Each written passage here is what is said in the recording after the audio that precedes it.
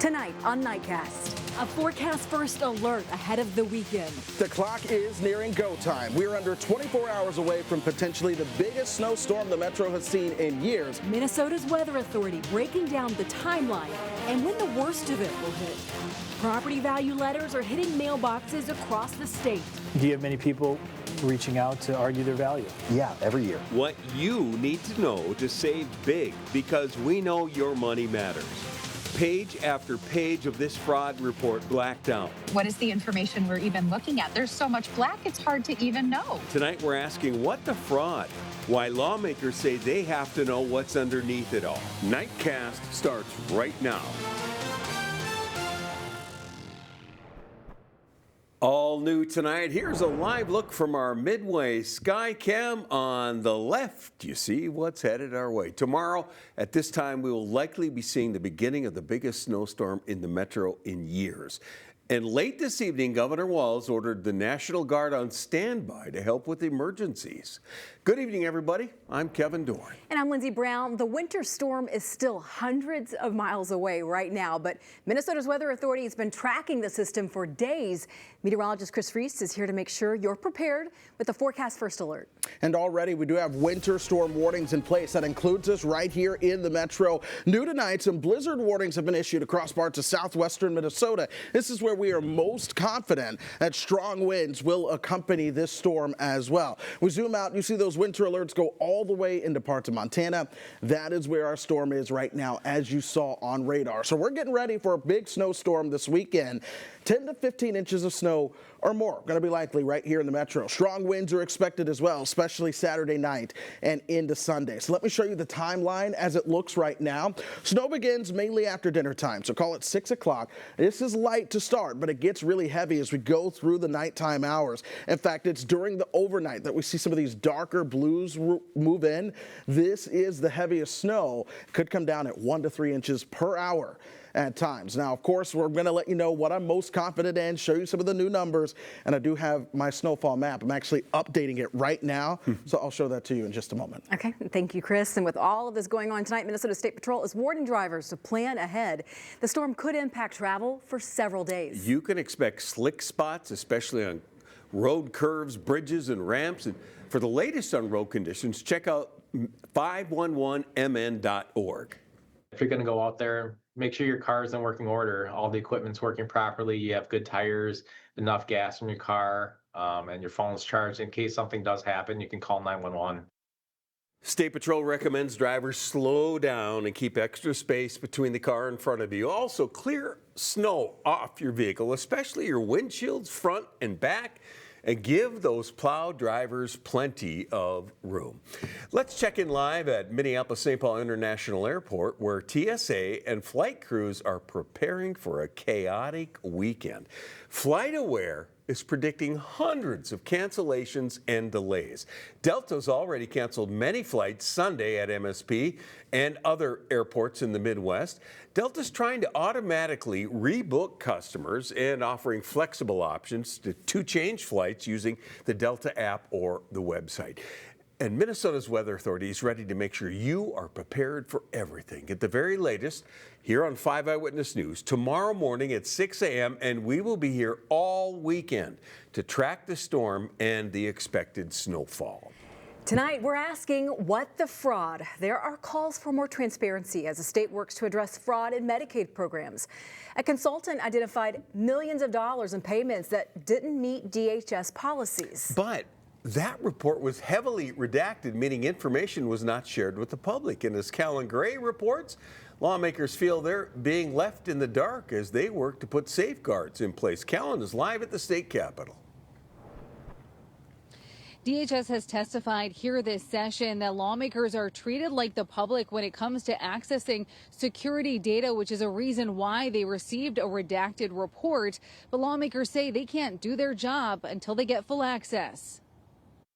Page after page of redactions. What is the information we're even looking at? There's so much black, it's hard to even know. This report released earlier this year by Optum, a consultant hired by the state to review 14 programs flagged as high risk for fraud by the Department of Human Services. Optum outlining vulnerabilities and policy recommendations. line after line covered in black. What were the concerns that they saw, and what would be the solutions to those concerns? DFL Representative Kim Hicks voted for a bill this week to require the release of the full unredacted report to legislators. It passed on the House floor with bipartisan support. The bill is passed. Now it's up to the Senate. I want to know what they have identified as key vulnerabilities and also how we can change policy to save taxpayers money. Republican Senator Jordan Rasmussen says, however, the Senate version would unredact the report for the public to access too. Why do you feel it's important that the public have access to those parts? Minnesotans are asking, how did billions of their hard-earned tax dollars go to criminals instead of Minnesotans who need our human services programs? And they deserve answers. But Hicks says there's a reason the House version moved forward with public access limits. If the information tells fraudsters how to get around our systems, I'm not sure I want that to be public, especially if we haven't been able to fix the system. She says public access could come later. For now, We really do need the information. Those policy recommendations could help us make the right decisions to stop the fraud and to hold those responsible to account. Rasmussen says Republicans are ready to pass this. It's currently still in committee in the Senate. He says he has reached out to DHS to see if there is anything in this report that would be sensitive to the public or create vulnerabilities. He says a meeting has not yet been scheduled with the state agency. Reporting live from the state capitol tonight, Callan Gray, 5 Eyewitness News. Thanks, Callan. And tonight we're staying on top of that oil leak we've been telling you about at the Monticello nuclear plant. In the last hour, Xcel Energy tells us it is now removing absorbent booms from the Mississippi River ahead of this weekend's winter storm, and it will reassess next week. And this new video shows what appears to be a sheen on the river downstream. It's been reported by workers and residents. Xcel says it'll be monitoring the shoreline. The Pollution Control Agency tells us the leak is sealed and cleanup is going on. The Department of Health says right now there is no known risk to the public. You can't escape taxes, but you can fight back. Property value statements are going out right now all across the state. And if you think your numbers are too high, now is the time to act. Your money matters to us. Ben Henry joins us live tonight with what you need to know and how much you could save. Ben. Kevin Lindsay, it was actually my own notice here that got the ball rolling. This letter from Hennepin County outlines what the county assessor thinks my home is valued at. And if I feel that value is too high, now is the time to make my case to the county to lower it, which in turn will lower my property taxes.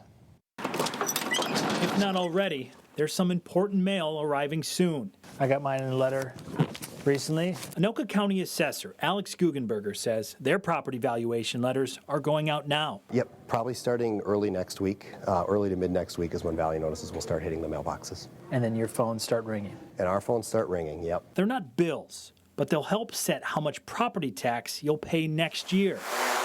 While that's a ways out, if you feel it's too high, now is the time to challenge the value your county set for your property. By arguing the value, people could maybe save on property taxes. Correct, it's a maybe. While the process varies county to county and could include making your case before your local or county boards of appeal and equalization, Guggenberger says step one is to call. Do you have many people reaching out to argue their value? Yeah, every year. Every year, we, in Anoka County, we might get 400 to 500 or 600 calls. About how many, is there a rough percentage, are able to successfully argue their value down? There's a good portion of property owners that will see a reduction. That reduction can range from a couple $1,000s to more, 15, 20,000 or more dollars. All leading to an ease on those pesky property taxes.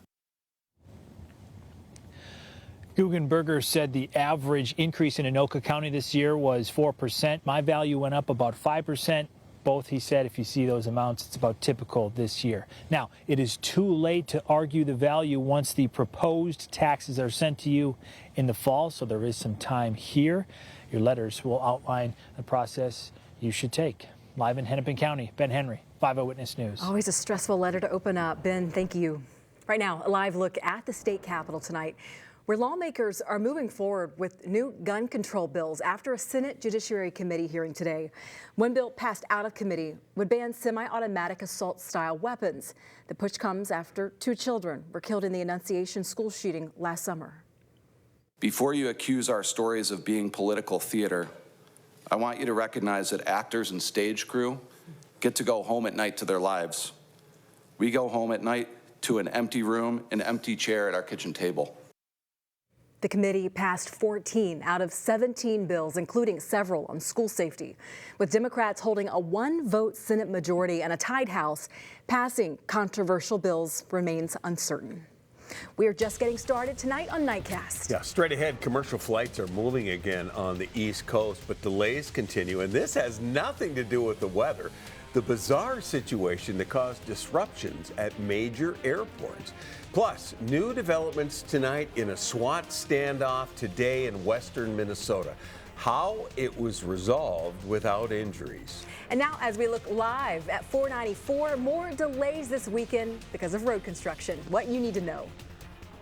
And we have a brand new timeline on this winter storm as it works its way in. Of course, I'll break this all down in my extended forecast. You're watching 5 Eyewitness News, Minnesota's Weather Authority.